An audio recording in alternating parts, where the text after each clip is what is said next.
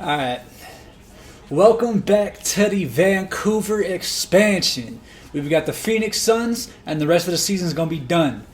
We're going to come out with probably the worst overall winning percentage that any team has ever had, including the lockout year with the Charlotte Hornets, previously known as the Charlotte Bobcats. But that's okay, we're a first-year team. I honestly expected us to be pretty bad. I didn't know if I expected us to be this bad. But let's go ahead and just get the Phoenix Suns in and see if we can get a win. Maybe get 10 wins on the year. But I actually really like the Phoenix Suns. One of my favorite teams. D-Book, Kelly Oubre, DeAndre Ayton. They're a dope squad. They're a young squad. No guarantees on the dub for them. I don't even know what their record is this year. But I want my team to come out with some fieriness, a little edginess. Like always, I want us to be a defensive juggernaut. And I want us to get a dub, man. I don't know. I think I might have one dub on the season that I actually played, you know? Like, I really like this team. Me as a GM or CEO, I'm going to have a hard time getting rid of these guys. Like, I know it's weird, but I feel like I got somewhat of a personal attachment to these players, and I want them to be successful on my team. I want them to be successful in general, but I want them to be successful on my team. So to be able to have to make that conscious decision that's like, yeah, man, you're not going to be able to cut it for this team is going to be hard for my soul, man. I like all these guys deep down, man. I think they all got talent, and it's going to be hard for me to pick. The coach, at this point, I haven't been too impressed with. That was actually a pretty good play, but the majority of the plays that just run automatically for this team haven't been it. And I don't know who else to put that blame on besides our coach, right? I've watched these games and I can't be happy with the results. I just can't be. I understand. Thank you for getting to the line. That was definitely a foul because I had him beat. I understand year one we weren't trying to be super competitive. But still, the worst team ever in NBA history. It's about having it's about having tools that we can develop. Let's go, Deontay. If you've got tools that we can develop, you're worthy of staying on this team, and we want to commit to you for the foreseeable future. How did he steal that? Respect, D-Book.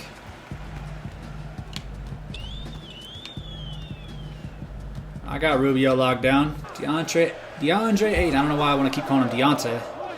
I know why, because my center's Deontay. Surprisingly, had a very good Squire year. Thoughts buried all inside. I got nowhere else to go. I can't run no hard. I got nowhere else to go. No, we way too hard. No, I can't sleep. Promises are empty when you can't keep. I look through the night and no, I can't sleep. Gotta be cash. Let's go. That's beautiful, Wade Baldwin. Beautiful. That's a great find. Get big on him, Justin Patton. Do not let him do it to you. That's how we do it. Make him struggle from the field.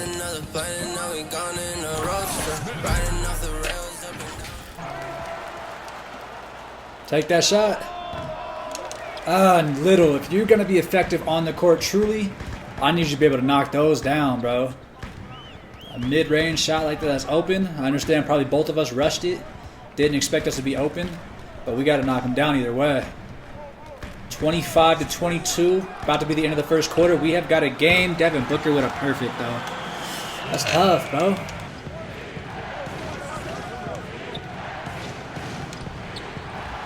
Man, it's got to be in. Edmund? That's got to be in, too. It's these inconsistent moments where we can't knock down anything that really kills us, dude. Because, like, our defense does a decent enough job when we go through these spurts. But when we go 4 or 5 minutes straight with no points, it doesn't matter. Like, we got to make those. They eventually start to, it adds up. Every bucket they make that we don't, it starts to add up when we just miss consecutive over and over. They got mismatch. I'm on that.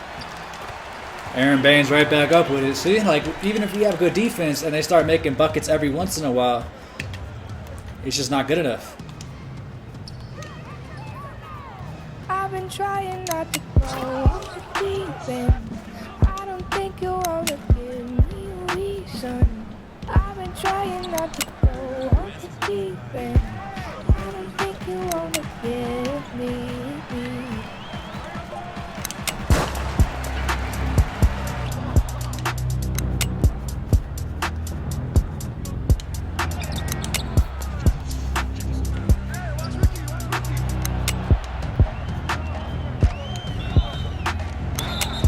Let's go. Started by Josh Jackson, back-to-back a few plays.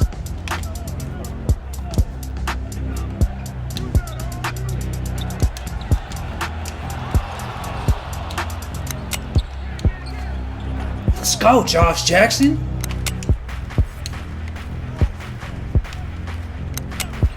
Man, Josh Jackson's nice, guys. All right, 55-39, man. The score shows the talent that we have on the team, but we was balling right there, man.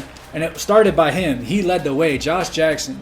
I think I got some guys in mind that need to come back, and just like 1 or 2 moves we got to make to truly be a playoff contender next year. Ooh, let's go. Can you feel it? Do you feel the sensation? Yeah, the vibes, they go crazy elevation. We too high, yeah, it's my fault. In the sky, no blue skywalk. Can you feel it? Do you feel the sensation? Tough. I can't be mad at that. That's such a great shot by a star. Right back at you, though. Alright, so we're getting destroyed. I've seen enough out of this game. Booker had 30, Ayton had 17 and 12. That's at the end of the third, basically. 12, 6, and 3 from DJ, who looked solid. Josh Richardson, 11, 1, and 3, another solid day. Josh Jackson, 10, 5, 3, and 1. Has earned my respect and is definitely coming back next year. So, moment of truth. Can we get at least 10 wins on the season? On the road against the Sixers, we got 1. On the road against the Jazz, can we go back-to-back? We can't. We could beat the Knicks. Let's go. We got 10 wins on the season. Can we get 11 wins on the season? I'm seeing that Hawks matchup right there as the possibility. But the Hawks are a good young squad, so that's going to be a tough one.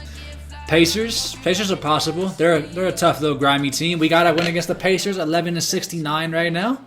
I like it. I like how we going to end this season. Giannis got MVP. Ja Morant got Rookie of the Year. Dennis Schroeder was 6th man. Kawhi Leonard got Defensive Player. Bam Adebayo got Most Improved, averaging 20 points, 12 rebounds. That's no joke. And Coach of the Year goes to Mike Budenholzer of the Bucks. No surprise, really, on the NBA teams. Pascal Siakam, which is kind of cool.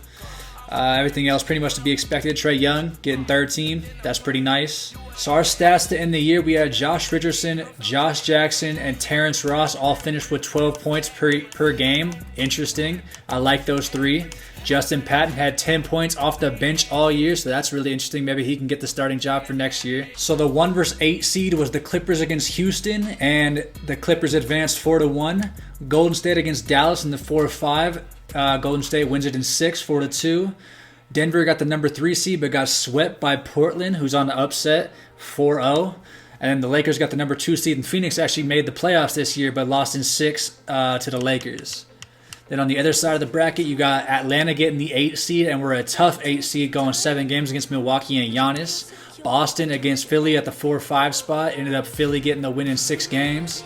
Brooklyn with KD and Kyrie on the squad advance over Miami 4-1, and Toronto sweeps Indiana. So Milwaukee against Brooklyn in the Eastern Conference Finals. You got KD against Giannis. That's interesting. And then on the other side, you got the Battle of LA. The Battle of the Western Conference is in LA. LeBron and Anthony Davis are too much for Kawhi and the Clippers, winning in 5 games, and KD and Kyrie are on the rampage trying to get their respect, beating Giannis 4-1. Well, who's going to be the first NBA Finals of our year? LA takes 1, 2-1, 2-2. We got a battle. 3-2. It's going to Game 7. LeBron and Anthony Davis get their first championship ring with the Lakers. How interesting, man. It went to Game 7. KD and Kyrie were that close to getting their respect. They got to come back next year, though. LeBron James gets most valuable player in the finals. 33 points a game, 12 assists, clutch. No truly humongous names. Tyson Chandler, Jamal, Powell, Kyle Korver, Zach Randolph. They're all possible Hall of Famers. but not Kyle Korver more than likely. Neither for Channing Frye, but you know, everybody else. Tyson Chandler could make a statement for Hall of Fame. Jamal Crawford probably in the Hall of Fame. Pau Gasol probably right there for the Hall of Fame, but he's a borderline guy. Zach Randolph also probably a borderline guy that probably will make it though. So we have by far we've got the best draft lottery odds. I think I'm gonna trade that pick for a young star that's already in the league compared to having a 2K generated guy. Don't be mad at me if I do that. That's kind of my plan right now. I just would rather have a cool player that actually has a player model compared to the fake player models. But we got the best odds. Can we get it? The Pelicans just jumped into the top 4. Top 4, yep. Everything else has been, you know, stand pat. That means we're going to have somebody that falls. So the Knicks had the number 2 odds, and they got the number 5 pick. They keep getting hoed in the NBA lottery. Pistons got the number 4 pick. It really don't matter where we fall, I'm going to be honest. We've got a team that's kind of going to develop. I'm excited to see how we develop for next year, and we're gonna get a player that can help us right now. Number 3 pick goes to the Jazz. The Jazz could be a dangerous team if they get somebody really talented that's young too. That's crazy that they're that high in the draft. Alright, 2 teams, the Pelicans and the Vancouver Kodiaks. Both teams are kind of tight. Pelicans could be a threat if they get the number 1 pick though. 2 back-to-back years, number 1 pick, that's tough. Alright, it's coming to us. Number 1 pick coming Vancouver this year. Number 1 pick coming in Vancouver. Let's go, bruh. Let's go. Yes, sir. Mark Tatum, go ahead, give it to us, man. Give it to us. Hey, I'm putting it on notice right now to all 30 NBA teams. The pick's open for availability, but you guys are gonna have to give us a young talent. All right, welcome to the 2020 NBA Draft. The Vancouver Kodiaks are now on the clock. So the best prospects we have are Andrew Long, a small forward, a point guard, Ron Scott, a small forward named Sylvester Schultz, and then Chase Harris, Doug Humphreys. Every single mock draft has us taking the 6'10 small forward out of Oregon State, Andrew Long. Okay, so hear me out. I'm going to go ahead. The Pelicans want that number 1 pick. They want Andrew Long really badly. They think he'd be perfect for the team and that he'd fit in really well, be able to play that small ball 4 with Zion at the 5 and have Jackson Hayes, you know, rotate in. And they think that would really help their squad. And Drew Holiday, they're ready to get that contract off their books. So my thinking is, I move back 1 pick. 1 pick. I could still trade this number 2 pick for a lot of value. But I also add a star quality defender that can run my point guard in Drew Holiday. I like it. He's on a 1-year deal. He's on a 2-year deal. I can deal with that money for right now while also being able to keep all my young talent, and I can move back just 1 pick. Done deal. Pelicans are now officially on the clock, and they selected just as I thought, Andrew Long, the 6'10 small forward. They're going to be dangerous. There's no doubt about it. They are in the Eastern Conference now. Remember that. All right, so it's between 3 trades right now. 3 possible trades are on the line. Unfortunately, I can't wait out for anybody else to help me. I got to make the call as the GM, the CEO. So it's Zach LaVine, but I have to give up a future first-round pick. So that one's going to be 3rd option right now. Then we've got the Boston Celtics, who I'd give them the number 2 pick for Marcus Smart and Robert Williams. And there's a chance I could wiggle out a little bit more from Danny Ainge if I were to try to go with this pick. And everything in my body is telling me go with this pick right here. But then we've got this pick right here, which is for D'Angelo Russell, who just recently got on the Minnesota Timberwolves. And I know the GM of the Timberwolves wants to keep Karl-Anthony Towns happy. And how do you do that? That's by keeping one of his best friends on the squad. So this trade is available, and I kind of do want it. And I know I had somebody recommend saying, yo, pick up D'Angelo Russell. He'd be nice for the team.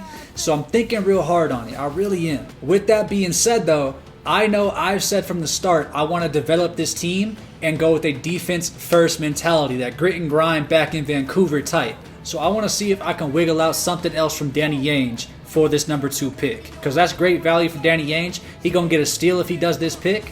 But can I get a little bit more from him? Not willing to do it. So here's how I'm going to break this trade down to see which one's better.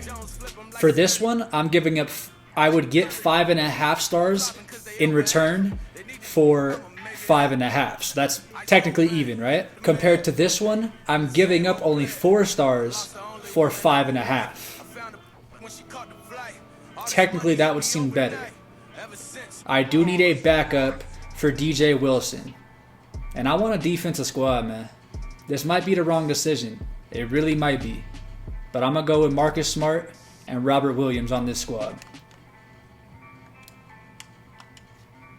Done deal. Done deal. I know D'Angelo Russell probably would have been the smarter choice, but honestly, in my head, I want to keep this fairly realistic. He just got put on the Minnesota Timberwolves, and there is no way this GM is willing to upset Karl Anthony Towns and trade away his best friend when he just got him on the squad. So that's kind of my main thinking on that, is why would they get rid of D'Angelo Russell when they just got him? They haven't even got to see how that tandem works together, and they want to keep Karl Anthony Towns there for the long run. So Boston Celtics made a good deal. Danny Ainge, once again, Trader Ainge, man. I got to know who they take. The Boston Celtics traded up to get a small forward, Sylvester Schultz, out of Connecticut. I know there's going to be people out there that are like, bro, you should have went with D'Angelo Russell or Zach LaVine. What were you thinking?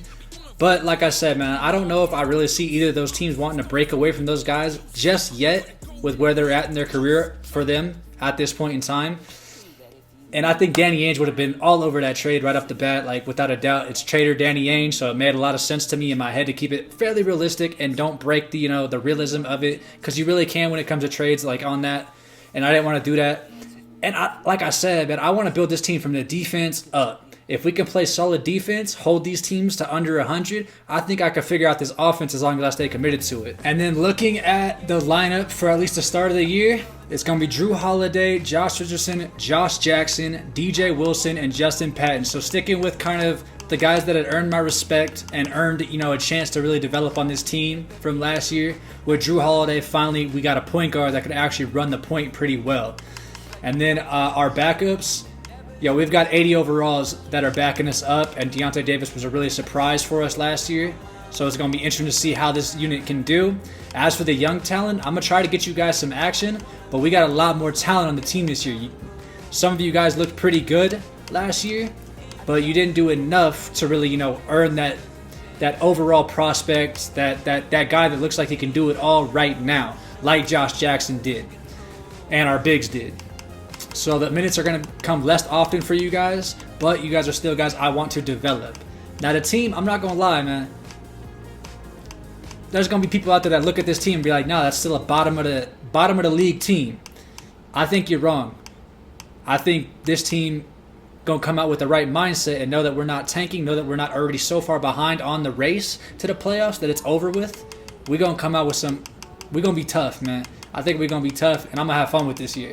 Without a doubt. We started off against Charlotte, and then we go on a nice little road streak. And I didn't see who we played, but I'll get to that in due time, man. I'm going to go ahead and head on out. That's the end of this video. And, bro, I think the roster looking nice. We're going to be a tough defensive team, which is kind of how I want it. And we don't look overpowered, but we still look good, I'm going to head on out, man. Thanks for watching the video. I do appreciate it. I'm JcHipp, man. I'm out. Peace.